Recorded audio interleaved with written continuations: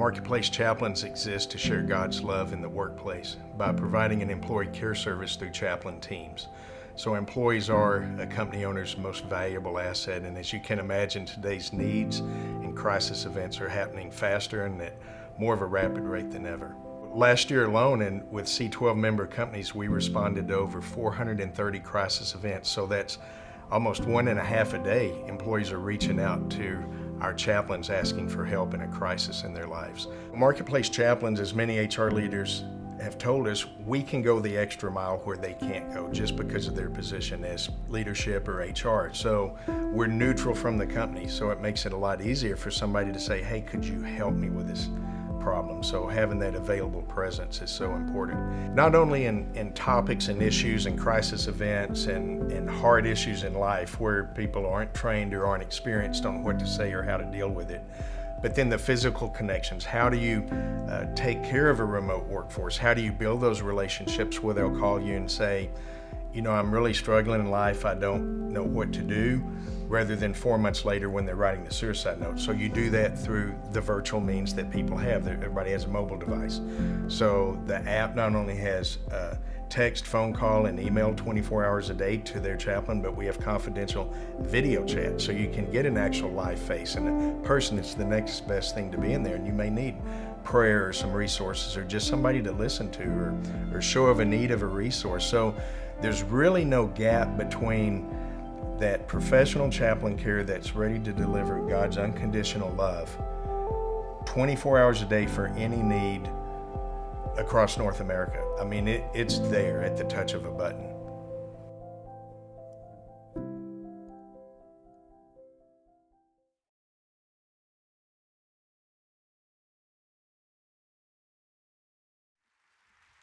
Good morning. Good morning. How is everybody? Come on, y'all, we can do better than that. How is everybody?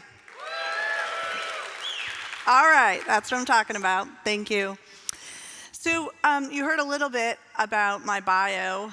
What it doesn't include, though, I thought I would just share with you, is a bit about my humble beginnings. I grew up with parents who were blue collar. Last night's talk from Fire Chief Kelvin Cochran really hit home. My dad was a firefighter. And I was a latchkey kid. I'm sure many people in this room, we are a generation that had a lot of latchkey kids produced. And so I was one of them. And at the age of 11, I started my first job. I had 4 jobs all the way through college, and I haven't stopped working since then. Met my husband in college, and when we bought our first home, we would go through our couch cushions and the cup holders in our car to gather loose change and roll that change and turn it in at the bank in order to make our mortgage payment. I see heads nodding. But during those years, my faith was just church. It was just a building. It was the brick and mortar. I didn't have a relationship with God. I didn't even understand that you could have a relationship with God. It was a very foreign concept to me. I tend to be a very private person, but I felt called to be here today. And I felt called to be here to share part of my personal journey with you. So if you'll indulge me, I'd like to take you on a bit of that journey this morning. I want to share with you how I've come to believe that fortifying and growing in God's Word is critical to being the kind of person that I am today. And as a business owner and an entrepreneur, the role of an uncompromising culture has a very impactful part in defining how I integrate my work and my faith together. And ultimately, that combination provides for true prosperity. Now, I want to start with a disclaimer. I typically don't speak with notes. I'm a walker and a mover. But as my team and group of supporters knows, God was talking to me constantly. I learned yesterday I'm not supposed to say he talks to you, but I don't know what else to call it yet, so bear with me. I mean, I was going through script after, I was like, oh, okay, that's good, I'll write that down. This is literally number 6, okay? So there was no way, as I was making feverish edits on Tuesday night when I got here, that I could possibly memorize this whole conversation or share that I feel the Lord wants me to speak to this morning. So if you would just provide me a little bit of grace, because I will read more than I would like to read. My husband assured me that that would be just fine. The first 10 years of my professional career, I was very successful. I was promoted. I worked really hard. I was recruited to join new companies. I was given incredible opportunities. I got greater and greater responsibility and more compensation that went along with that. I had my eyes set on my goals, my growth, my career, and my prosperity. Ken and our children were certainly an important part of my story, and I did a pretty good job. And pay attention to these words. I did a pretty good job of balancing my family with my job. But God wasn't at the center of anything. I mean, he wasn't even in the picture at this point. I wasn't listening to God's will. I was too busy hard driving my own will. I was working like it was all up to me. Then came December 2nd, 2000. God decided I needed just a little bit of a wake-up call, or as I've come to call it, a 2x4 upside my head. A message I've come to call accepting there is a God. So it's December 2nd, 2000, and we live up in the Northeast, and it's freezing cold, December 2nd at 6 p.m., and we're coming back from Christmas shopping with our 3 kids. And they're in the back seat, and we're driving along, minding our own business. It's a 2-lane highway, and we're going about, a little faster than the speed limit, maybe 60-ish, we'll call it that. And in the blink of an eye, I noticed 2 high beams coming at us going 60 miles an hour. I take a split second and I scream one word, God! And I curl up. And that car hit us so hard and so fast. We never had time to apply the brakes. That's like hitting a brick wall going 120 miles an hour. Now, I don't know who's been in a car accident, a head-on collision, had their airbags go off. Back in 2000, I think airbags were still kind of a new thing. But there's a propellant that ignites when an airbag goes off. And it gets set on fire. And that's exactly what it smells like. And there's powder that's just like smoke. So imagine we have our 3 children in the back seat of the car. 2 are in car seats. We immediately rush to get out of this car that's on fire and get to our children. Except I can't get out of my door. Our car is pinned up against the guardrail. Eventually, we free my husband's door open because the driver had impacted that side of the car even more. We climb out that side of the car, and we go and we get one of the children out of the car seat, move him onto the road. It's very cold. And I go around the other side to get the other car seat out, and there's no space. The car is up against the guardrail. Meanwhile, our oldest is screaming in pain, holding her abdominal area and holding her back. And the car's on fire. gotta get my kids out. I still have absolutely no idea how that second car seat came out. And this amazing couple, we still talk to them at Christmas time, stopped on the road. The road was shut down. They took the two car seats, the kids, into their car to keep them warm. My husband went with them. I stayed with our third child. And she is screaming, and she is holding her stomach. And I'll tell you, that ambulance got there so fast. I was so grateful. I don't know where they were before they got to our scene, but they were there real quickly. And they took her out on a backboard. And at that point, I thought, okay, I have to go put eyes on the other two kids. I have to make sure that they're okay. So I go running down the highway, and the paramedics come chasing after me. I didn't realize that I had been injured in the car accident. Once I saw that the two babies were okay, I collapsed in the road, and the paramedics then tended to me. We went off to the hospital, and we required some medical attention and some surgery. But I'll tell you what, the next day, the police officer came to our house. And he said, I'm just going to tell you, Ken, and I'm just going to tell you, Joelle, I have absolutely no idea how any person walked away from that accident. All of you should have perished. But we didn't.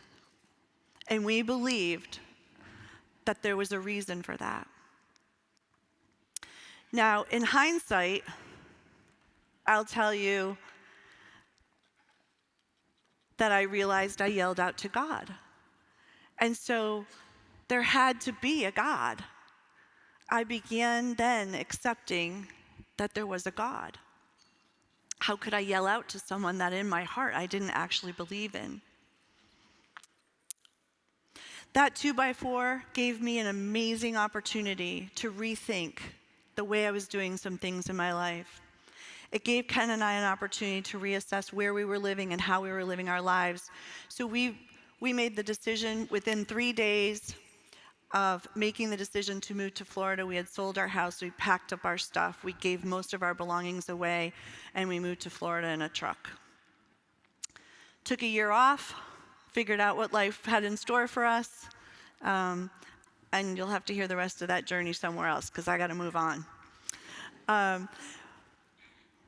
But what was amazing is I still wasn't putting God at the center of my life. I went back to work, things were busy, things were going great, until I realized that God had something else in mind. He was going to hit me with 2x4, number 2. This 2x4 I call getting right with God. Good, I was afraid I'd put it upside down. Getting right with God. So we're on vacation, Ken and I, we're with 4 other adults, and the 6 of us decide we're going to go whitewater rafting. I like adventure, I take risks, and we go whitewater rafting, and I start busting the chops of the rafting guide. And I say, look, we've whitewater rafted before, this is pretty tame. And he says, okay, why don't you stand up in the next set of rapids? And I say, that sounds good to me. And the other 5 people, which includes my husband, just look at me. Okay, we'll stand up. So we stand up, we tuck our feet in, and immediately we hit that next white rapid, and our raft goes flying, and so do we. And my husband gets tossed about 10 feet, and our friends get thrown, and my husband is just enjoying himself, going in the flow of the river. What no one realized is I was nowhere in sight. One of our friends, when he had gone out of the raft, had landed on me, and I got pushed under the raft. Now, we're in Mexico. Water's not so clean. I'm not sure if you know it, but a lot of the rivers are where the waste runs off to. And so I'm in this black water, and I can't figure out which way's even up. But I figure, I'm a swimmer. I've done this before. Let me break the crest of water. You know when you're underwater and you've held your breath about as long as you can, and you're about to release the air that you have in your lungs and take a big ingestion of fresh air, and you pop above the water and you take that big gulp of air in. Well, I did that, except I wasn't above water level. I was still underneath the raft. But I had used up all the oxygen in my lungs. And so when I took that big deep breath, my lungs and my body filled with the river water. Okay, I can persevere here. I'm persistent. And so I did it again. And I came up pushing against the water as hard as I could and took another big gulp, only again to not have broken into daylight and to have ingested more water. I did this 2 more times. On the 4th time, that was it. I said, God, please watch over my children. Help them to grow, help them to be good people, and help them to be okay dealing with life without a mom. And just as I turned my life over to God, I popped up out of the water.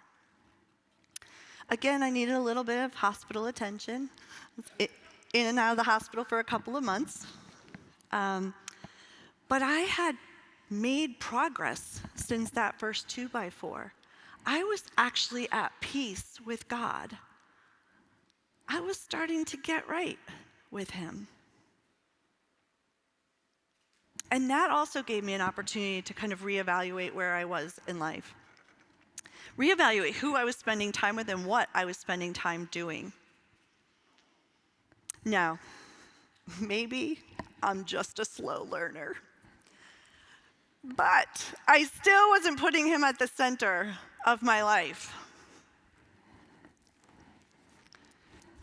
2x4s, number 3 and number 4.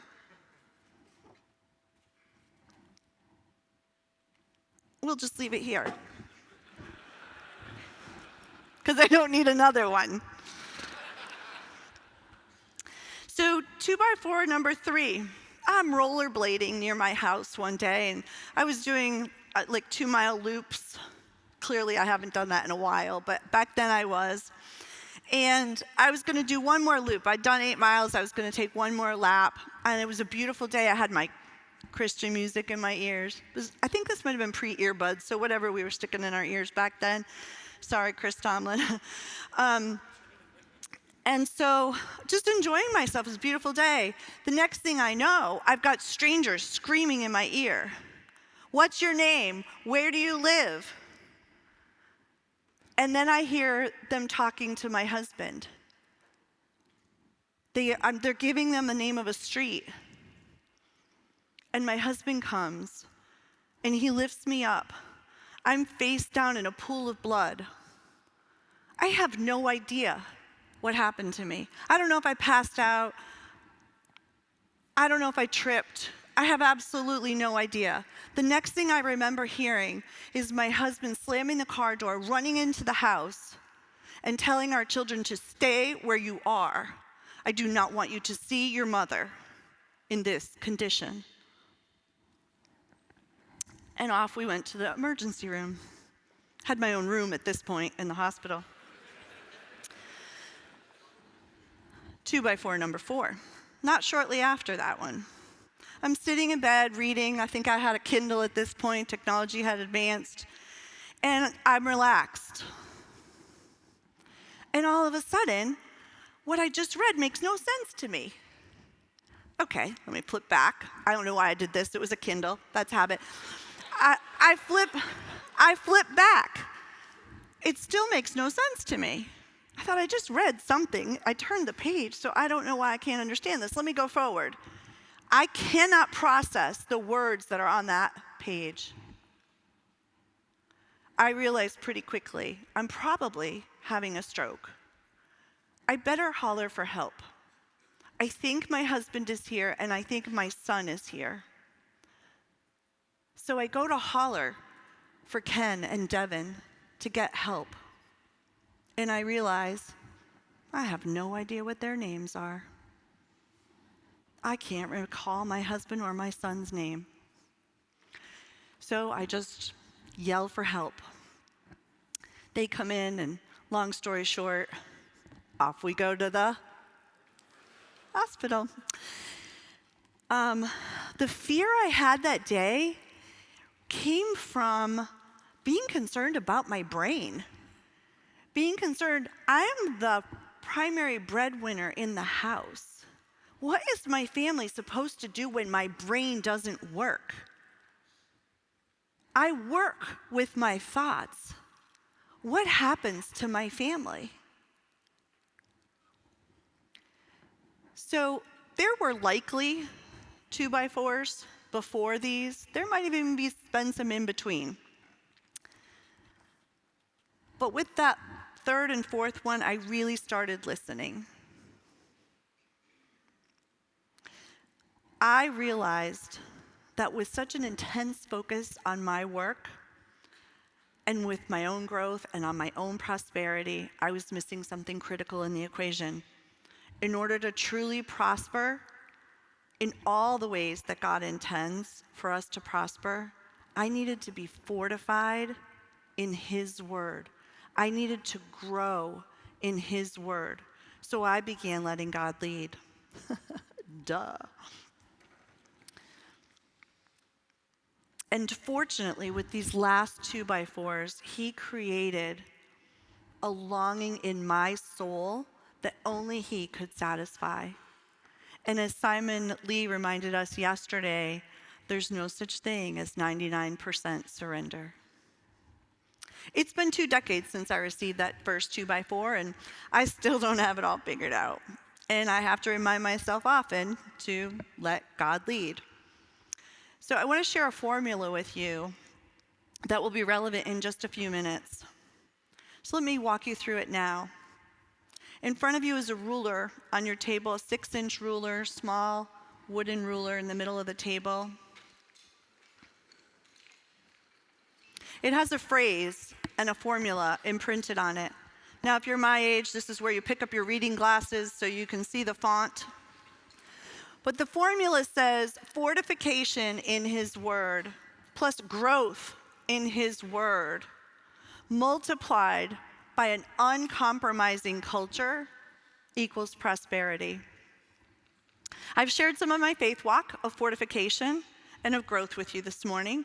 Now what I'd like to do is explain what I mean by an uncompromising culture, which is the third part of the equation. So if you're taking notes, this is the part you're going to want to write down. It's the piece that's helped me to integrate my faith walk and my work environments. It's being committed to an uncompromising culture. In my 3 decades of working in a very broad spectrum of diverse human capital, I find people generally fall into one of 3 camps when it comes to culture. Camp 1 thinks culture is critical to making work in the marketplace prosperous. Camp 2 thinks culture's important, but it's kind of that soft stuff. And, do I really need to be the one to focus my time and energy on it? And Camp 3 people, if you're out there, are probably thinking, look, Joelle, you just don't know the kind of people I work with or the kind of industry that I'm in. I get it. I really, really get it. I'm in private equity, and I'm in the construction industry. Neither are terribly well branded for their cultures. A study done by Built In states that culture is so important that 91% of managers in the United States say a candidate's alignment with company culture is equal to or more important than skill and experience. We're all familiar with culture, and we all know that it consists of shared values, shared beliefs. Each of us is part of the culture. In our own organizations, we're part of the culture. Now, we're part of the culture whether it's by happenstance or intentionality. Hopefully, as C12 members, we're intentional about our culture. The higher bar of an uncompromising culture is one where our beliefs and our values are established. where they're communicated and reinforced by each of us and by our senior team members. We can use them to shape our team, to shape their perceptions, behaviors, and decisions. We see an example of an intentional, uncompromising culture in the rollout of the Buffalo culture at C12. An uncompromising culture, one that's unyielding and absolute, might seem a bit daunting. So before I go much further, I want to share just a few questions with you that help us to either develop or maintain an uncompromising culture. And I'll start with the questions that I try to ask myself. Question number 1, is the culture reflective of my heart as the leader? Because that's where it has to start. It has to start at the top. Question number 2, am I taking responsibility for the culture? I can't delegate it. I have to be the culture carrier. Question number 3, is the work I'm doing truly for God's prosperity? Do I have any other agendas at work? Question number 4, am I behaving like love is the greatest form of evangelism? And question 5, are God and the angels eagerly watching to see what I do next? And one of my favorite questions that I ask our team members is, what impacts your decision every single day to stay here and contribute to our success? Here are 2 responses I recently received when I asked this question. First response was, I'm proud of our principles and that we operate as a partnership, and merit has been rewarded over egos or internal politics. The second one said, working here enables me to help others and contribute to a team while also realizing the best version of myself. I'm inspired by the uncompromising integrity, honesty, and mission orientation suffused through the organization. I'm intellectually inspired and challenged, and I'm emotionally fulfilled by the opportunity to mentor teammates and to help grow the incredible base of talent which we're blessed to have. When we ask the right questions, when we begin fostering an uncompromising culture, we give people a psychological paycheck, and we can change lives. Our uncompromising culture is reinforced by the use of tools and a few tricks that help us along the way. And so when I told our team I was coming here today and I was going to be speaking with you, I asked our team which tools and tricks they thought I should share with you. And so I'm going to give you kind of the 3 top winners. Number 1 was what we call the 3-knock rule. And we implement the 3-knock rule to ensure that there's openness and trust in our organization. And the way it works is quite simple. Anyone in the organization, from the lowest position to the highest, has the opportunity and is invited to knock 3 times. When someone goes off on a tangent, nobody does that. No one has anyone in their organization with squirrels, right? Or when someone's repeating themselves. You know those folks who like to hear themselves say something again and again, or they're saying something even worse. They're saying something that someone else already said. They're just saying it a little differently. Anyone can either say, I'm 3-knock ruling, or just knock 3 times. What that means is conversation has to get back on track, and everyone in the group is accountable for making sure the conversation comes back on track. It's just a fun, light way to keep everybody focused, and allowing everyone to implement it against or with anyone else creates open and trusting environment. And it can be really fun. So I encourage you to give that one a shot. Number 2, assume positive intent.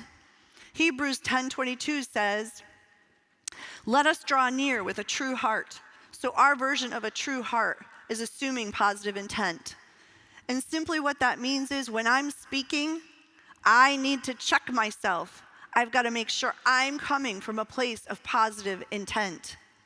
When you are listening to me, you need to check your ears and make sure you aren't hearing me coming from any other place except positive intent. If one of us thinks that that's off, we have a responsibility to take each other aside in private and go talk about it. Because when we assume positive intent, it is absolutely amazing how much it allows us to clear up other agendas. And rule number 3, or trick number 3, is we ask every single week, what mistakes did we make the prior week? What did we learn from those mistakes? It seems simple, but shame on us if we have a team of 10 people sitting around a table and we don't share a mistake that was made the other day. Now potentially 9 other people are going to go make a very similar mistake. But if we share the mistake that was made and we talk about the mistake, and if it's necessary we help each other fix the mistake, it sends a message that it's okay to screw up. We want people to go take some chances. We want you to step forward. We want to encourage courage. I probably could have used a better combination of words there. But we want people to speak up. And we absolutely don't want to be making the same mistakes again and again. So now I ask you, which camp are you in? When it comes to thinking about an uncompromising culture, today I find myself squarely in camp number 1. I think an uncompromising culture is absolutely critical to making the marketplace prosperous. So that brings us to the last piece of the formula. I want to share with you how we have leveraged the left side of the formula to yield an uncompromising outcome of prosperity. When I use the word prosperity, I mean it in every sense of the word. I mean fruitful, I mean productive, I mean flourishing, I mean vigorous and strong. And the Bible tells us in Proverbs 28:25, the greedy stir up strife, but those who trust in the Lord will prosper. 2x4s were my ahas, but they can also be used to build dependable, sustainable frameworks and structures. So I'm going to share with you what he's doing through me now that I've surrendered. In 2015, Ken and I were doing a good job. We were part of nonprofits. We were volunteering our time. We were making donations. And one of the nonprofits that I worked with was very new, and we were struggling with operating funds. And so we had an emergency board meeting on a Saturday morning, and we all got together and we threw a bunch of ideas up against the wall to see what would stick. You've been in those meetings. You've called those meetings. And we had to figure out how we were going to earn some income that we could use for operating this nonprofit. We had prayed about the mission of the nonprofit, so we knew we were doing what we were supposed to be doing, but we just needed the funds. I know there are nonprofits out there who completely understand that. And so one of the ideas that I'd had was, why don't we sell the offices that we're in? And if we sell these offices and we make a profit, that will give us some money that'll at least bridge the gap until we're able to get some additional money. Now, how to earn money was a really important part of this equation. We didn't expect to just be given this money. We all know that there's a lot of competition out there from great nonprofits for cash. So we figured within maybe a 2-month period, we'd be able to generate about $30,000 in the sale of this office, which was pretty good for our nonprofit. With the help of the community, a lot of prayer, and a ton of elbow grease, in one long weekend, we converted that office. We quickly found out what we could get for the office. And while we waited for the photographer to come take the picture so we could do the listing, my husband went out and put a sign out in the main road. Within 6 hours, we had an offer on that property, and we sold it in 2 weeks. So from 16 days earlier, when we conceived the idea, we had this property sold, and we made a profit. We made $100,000 in that 2-week period. God was clearly at work there. That one act got me thinking about ways we can apply our leadership and our business skills as entrepreneurs, and to think about philanthropy as a purposeful investment with an impactful and measurable return. I want to just say that one more time.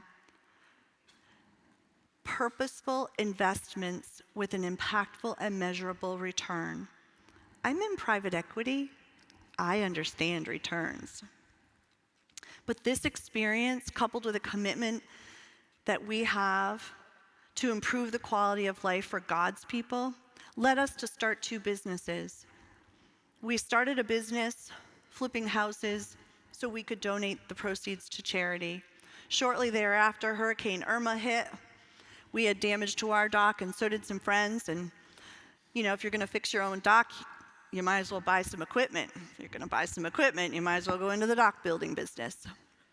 So we had business number 2. And shortly thereafter, we had joined C12 in 2018.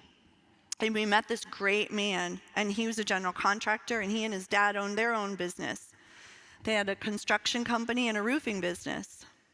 Unfortunately, the dad had had some illness, and they'd had some embezzlement that went on from their bookkeepers, plural. And we got to know him, and we got to know what was in Jeff's heart and who he was as a person. And so we made a joint decision after lots of prayer, and we decided to merge the businesses together. And so now we call these businesses Legacy in Action. Because every day we want to be reminded that the actions we take are for His legacy. Today we know that it's just our job to steward the businesses while we have them. They are God's companies. And we use the formula. We use it every day. As a team, we fortify and we grow in His Word. For example, we have Bible study. We have Bible study groups. We pray at the beginning and end of all of our leadership meetings. We pray for our employees, our customers, our suppliers, our vendors, our community. We volunteer as a team. And we have 10 a.m. prayer time. And we do our prayer time. I know a lot of you do have prayer time. We do ours outside, and we do it by the road.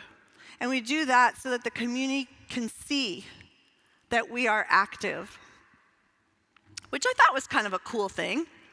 But then one day, out of nowhere, this woman comes running into our office. And she said, "Does anybody here do notaries?" I thought, we're a construction company. We're not a bank. And she said, "I have these papers, and I really need them notarized." And so we have this amazing woman on our team who said, "Sure, I'm a notary, come on back." And so she got talking with her, and she asked her, what made you stop at a construction company to get papers notarized? And the woman shared with her that they were very sensitive papers, that it was something she was really scared about. She was in an abusive situation at home and needed help getting out of that situation. And she said to her, "Okay, so why did you come into a construction company to get your papers notarized?" And she said, "Well, it's pretty simple. I drive by on my way here to work every day, and I see your team out praying by the roadside, and I knew this would be a safe place to come."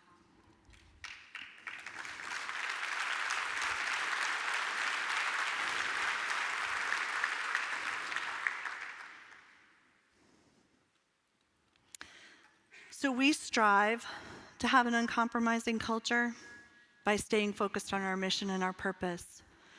We created a plumb line. I think this is prop morning. So we created a plumb line, and this one's super heavy. And a plumb line is used today the same way it was used in biblical days. A plumb line is used to tell if a structure is straight. If you live in a house, you know why a straight wall is important. So it's a tool we use in our construction business. And as Amos tells us in 7 and 8, when God put the plumb line to Israel, it didn't meet his standards. He had to tear it down and start over again. So at Legacy in Action, we use 1 Corinthians 13, 4 through 8 as our cultural plumb line. Love is patient, love is kind. Love does not envy, it does not boast, it is not proud. It does not dishonor others. It is not self-seeking, it is not easily angered, it keeps no record of wrongs. Love does not delight in evil, but rejoices with the truth. It always protects, always trusts, always hopes, and always perseveres. And when we stray from our cultural plumb line, which we do, because we have friction, disagreements, and problems, we use Matthews 18, 15, and 16 to help us with our resolutions. If your brother or sister sins, go and point out their fault, just between the two of you, not everyone else in the coffee room, not with the receptionist, just between the two of you. I added that part. If they listen to you, then you have won them over. But if they will not listen, take one or two others along, so that every matter may be established by the testimony of 2 or 3 witnesses. So these forms of fortifying and growing in his word and using an uncompromising culture is what we're doing now. And you can do it too, on a variety of scales and in a variety of ways that are right for you, ways that are right for your organization. I invite you to think about your business, your talents, and your philanthropy in a way that aligns your passion and God's will for you. Did you know that a recent report by Fidelity Charitable said that philanthropy is a major focus for entrepreneurs like us? 79% of us say that charitable giving is a critical part of who we are. Ken and I have decided to use our profits from our business successes to be strategic philanthropists. And we've named our effort Lifting Clay.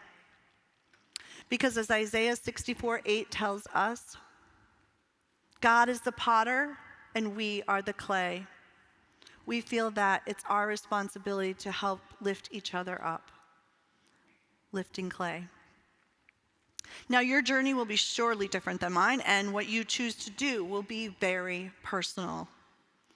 We've chosen to take no paycheck from our companies. We've chosen to take no profits from our companies. Our focus on this formula has allowed me, with my humble beginnings, to be part of a team that invested over $1 million last year to our local nonprofit community. But please understand me.